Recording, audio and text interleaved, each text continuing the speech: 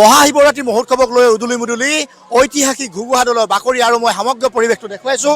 আচলতে লোকাৰণ্য হৈ পৰিছে ঐতিহাসিক ঘুগুহা দলৰ বাকৰি। এইবাৰ যিহেতু ৭৪তম তেওঁলোকৰ প্ৰাক হীৰক জয়ন্তী বৰ্ষ আৰু এই প্ৰাক হীৰক জয়ন্তী বৰ্ষৰ মহাশিৱৰাত্ৰিৰ উৎসৱ মহোৎসৱক লৈ ইতিমধ্যে দৌল বাকৰিলৈ হাজাৰ হাজাৰ ভক্তবান ৰাইজৰ আগমন ঘটিছে। এয়া মই সামগ্ৰিক পৰিৱেশটো দেখুৱাইছোঁ। এয়া ঐতিহাসিক ঘুগুহা দলৰ বাকৰিৰ দৃশ্য আৰু প্ৰতি বছৰে এই মহাশিৱৰাত্ৰি মহোৎসৱক লৈ তেওঁলোকে যিহেতু ৩ বা ৫ দিনীয়াকৈ প্ৰতি বছৰে অনুষ্ঠিত কৰিছে, এইবাৰ তেওঁলোকে ৩ দিনীয়াকৈ অনুষ্ঠিত কৰিছে এই আচলতে প্ৰাক আচলতে হীৰক জয়ন্তী বৰ্ষ। আৰু ইতিমধ্যে পুৱাৰ পৰা ভক্তবান ৰাইজৰ আগমন ঘটিছে আৰু যাক লৈ ইতিমধ্যে যিহেতু পুৱাৰ পৰা বিভিন্ন স্থানৰ পৰা যিহেতু ধেমাজি, লখিমপুৰ, মাজুলী বিভিন্ন স্থানৰ ভক্তবান ৰাইজ ইয়ালৈ আহিছে আৰু সঁচাই এক আধ্যাত্মিক পৰিৱেশে বিৰাজমান কৰিছে আৰু ধূপ দীপ নৈবেদ্যৰে নিজৰ মনোকামনা পূৰণৰ অৰ্থে ভক্তবান ৰাইজে তেওঁলোকে ইয়াতে দৌলৰ ভিতৰে বাহিৰে আচলতে শৰাই আগবঢ়োৱা আচলতে ধূপ চাকি জ্বলোৱা পৰিলক্ষিত হৈছে। মই সামগ্ৰিক পৰিৱেশটো দেখুৱাইছোঁ। এফালে দিহানাম চলি আছে, সমান্তৰালভাৱে দৌলৰ ভিতৰতে আচলতে পূজা অৰ্চনা চলিছে আৰু দৌলৰ ভিতৰতো ইতিমধ্যে ভক্তবান ৰাইজে সেৱা লৈছেহি আৰু আমি আয়োজক সমিতিৰ বিষয়ববীয়া আছে, আমি তেখেতলোকৰ পৰা কিছু জানিবলৈ চেষ্টা কৰিম। পৰিৱেশ কেনেকুৱা? আপোনালোকে দেখা পাইছে ৰাতিপুৱাৰ পৰা উখল মাখল পৰিৱেশ এটা মানে জনসমুদ্ৰলৈ পৰিণত হৈছে। ইয়াত এইবছৰ বুলিয়ে নহয়, প্ৰতি বছৰে ঘুগুহা দলৰ এনে হোৱাৰ মানে পৰিলক্ষিত হৈছে আৰু আমি গাঁওবাসী ৰাইজ হিচাপে মানে ৰাইজৰ আৰু সহযোগিতা বিচাৰিছোঁ আৰু ভৱিষ্যত দিনত মানে ইয়াতকৈ অলপ উন্নত ধৰণে ৰাইজক আমি মানে সেৱা শুশ্ৰূষা কৰিব পাৰিম বুলি আশা ৰাখিছোঁ। আমি দেখিছোঁ যে ঘুগুহা দৌলৰ প্ৰাংগণত যে প্ৰাক হীৰক জয়ন্তী বৰ্ষ এক উদুলি মুদুলি পৰিৱেশ, যেনিয়ে চাওঁ তেনিয়ে মানুহ, কেৱল মানুহ। এই যে আচলতে এটা উৎসাহৰ ঢল, তাক লৈ আপোনালোকে আয়োজক সমিতি হিচাপে কেনেধৰণে আপুনি আশাবাদী?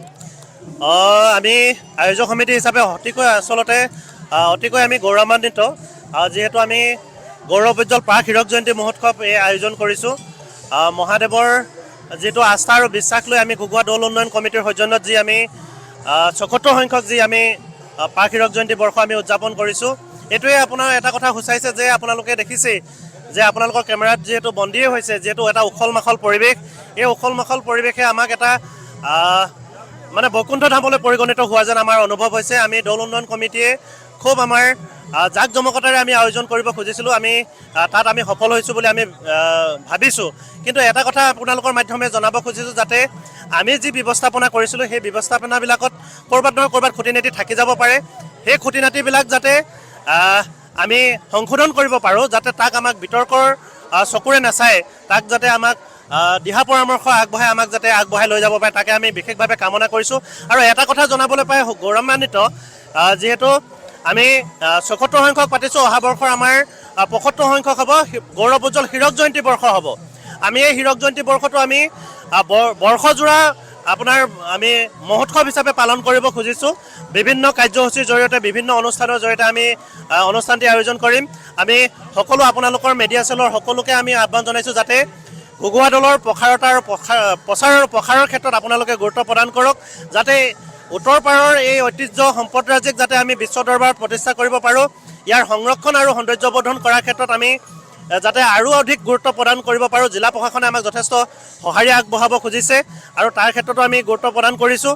আৰু ইতিমধ্যে এই বৰ্ষত আমি ঘুগুহা দলৰ উন্নয়ন কমিটিৰ সভাপতি হিচাপে আমি জিলা আয়ুক্ত মহোদয়ক যিহেতু দায়িত্ব প্ৰদান কৰিছোঁ, তেখেতে আমাক যথেষ্ট সঁহাৰি প্ৰদান কৰিছে। হয়, এতিয়াৰ পৰা যিহেতু তেওঁলোকে প্ৰাক হীৰক জয়ন্তী বৰ্ষ আৰু প্ৰাক হীৰক জয়ন্তী বৰ্ষৰ লগত এক উখল মাখল পৰিৱেশে বিৰাজ কৰিছে।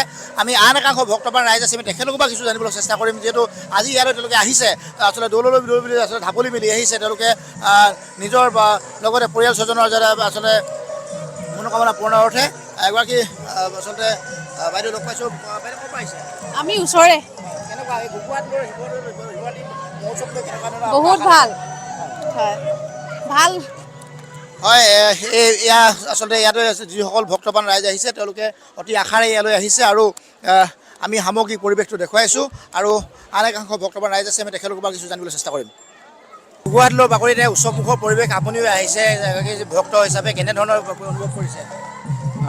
আজি শ্ৰী শ্ৰী মহাশিৱৰাত্ৰি উৎসৱৰ এই ঘুগুহা দৌলত যি অনুষ্ঠিত হৈছে, মই ভগৱন্তৰ শ্ৰীচৰণত সেৱা লৈ যাতে মোৰ চিচি বৰগাঁও সমষ্টিবাসী ৰাইজৰ উন্নতি সুখ শান্তি সমৃদ্ধি কামনা কৰি মই সেৱা লৈছোঁ আৰু অনাগত সময়ত এই দলটোৰ বাবেও কিছু কৰণীয় আছে সেইখিনি কৰাৰ বাবে মই মোৰ ফালৰ পৰা মই প্ৰচেষ্টা হাতত ল'ম। আপুনি বিচৰা বাতৰি পাব কেৱল নিউজ 18 এপত। নিউজ 18 এপ ডাউনলোড কৰিবলৈ স্কেন কৰক এই QR কোড। গুগল প্লে ষ্টৰতো পাব এই নিউজ 18 এপ।